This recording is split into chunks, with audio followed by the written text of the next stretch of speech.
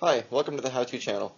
This is a quick video showing a problem I was having with my riding lawn tractor and what I did to troubleshoot and temporarily fix the problem.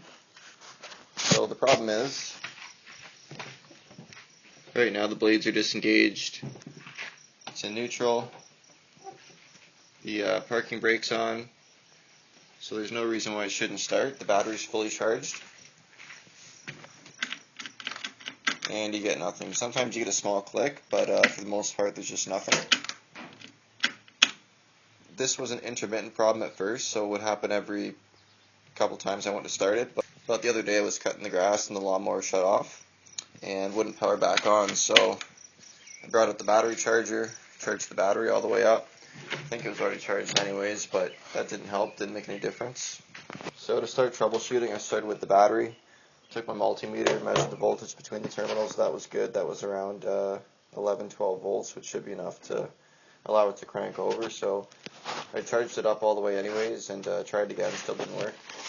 So then what I did next is I followed the red battery cable. And yesterday I had taken off the gas tank, so I just took out this screw here. This metal piece swings up, the gas tank comes out. And in behind there, probably can't see it on the video, but the red cable from the battery goes right here. And there's, I think it's a starter solenoid that's right there. There's two terminals, and there's always power at the one that comes right from the battery.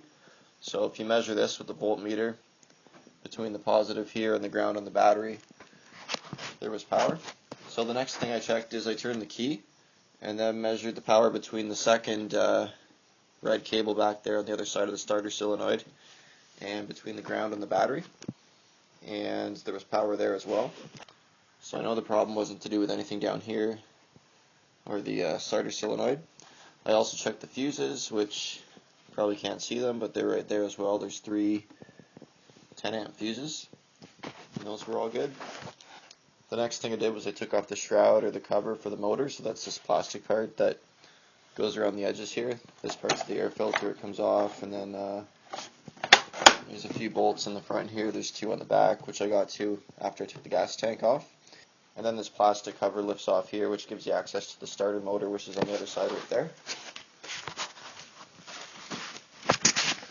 So this is the starter motor, and there's two bolts that hold this on. They're right up in, you can't see them, they're behind the plastic cover here. So I took the starter off, unbolted the power connection right there. That's the only other bolt besides the two that mounted onto the engine block. And I cleaned this up. There's a little mechanism in the top there that allows it to engage the flywheel and disconnect, so I cleaned that, made sure it was moving freely. And I tested the starter motor while I had it off of here. So what I did is this mounting plate here is the ground for the starter. That's the part that bolts onto the motor. So I took that, I just kind of set that on the negative battery terminal, the grounding plate for the starter. So then I took a jumper cable, hooked it up to the positive on the battery, and then briefly disconnected this to the power connection on the starter. And that caused the starter to spin, so I knew the starter was working properly. So the next thing I checked, just to be sure there was no bad wiring between this power connection here for the starter and the solenoid on the other side there, I connected the voltmeter to here and to ground on the battery, turned the key, and there was still power. So I knew the starter worked, I knew it was getting power, and just isn't doing anything, or just did a small click. So I figured the starter worked just fine when it was hooked up directly to the battery, and I know it's getting power on the positive side. So at the end I was just about to give up, and I figured as a last resort I'd just connect the jumper cable to the ground plate on the starter and hook that to the ground in the battery just to make sure this was all grounded properly. So when I do that, I'll show you what happens. So that goes to ground there.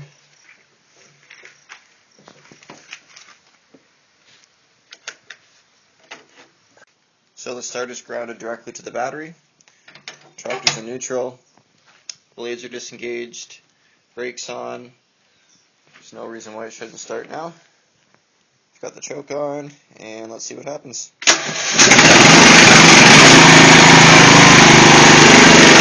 So it starts right up, it works fine after that. One thing I have noticed is after a while the battery seems to lose the charge a little bit, so there's probably a bad ground somewhere. But if you're stuck, if you can't get your lawnmower to start, and you have a mower similar to this, that's one thing you can try. So in my case, it looks like I've got a bad ground somewhere, which I'll have to either find, or I guess what I can do is just run a wire permanently from the starter, just grounding it right to the battery, and that should fix it. But if you're having a similar problem, that's one thing you can try at least. So I hope this video helped, and as always, thanks for watching.